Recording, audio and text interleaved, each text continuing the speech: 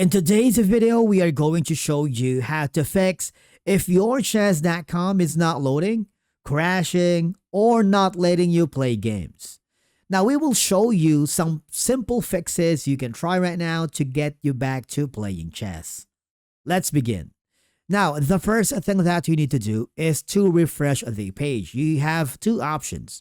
Number one is by pressing the circle button here to refresh your page, okay, to see if that works. Or if you are using Windows, I want you to press Control plus the F5. If you're using Mac, that's going to be pressing Command plus R on your keyboard, because a hard refresh loads the site and can fix small glitches or loading issues. Okay?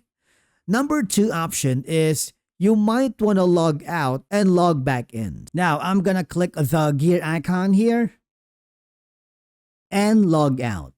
Sometimes session errors cause loading or login problems. Try to see if that works by logging in back again. Now, the next thing that you need to do is, if you are using a Google Chrome browser, you can simply go to the three dots icon here on the top right corner, click the settings, and then I want you to go to the privacy and security, and you can simply delete or clear your browser cache. Okay? Because this removes temporary files that may cause slow performance on your chess.com account. After that is restarting your browser to see if that works. Now, another option is try to load chess.com on a different browser to see if that works. Try to log in your account and hopefully that fixes it. You can also check your internet connection, because heavy internet usage can cause disconnects or lag in games. So pause your downloads, close any streaming tabs, or close extra browser tabs. You want to make sure that you are connected to a stable internet connection. Sometimes it's not you, it's the servers.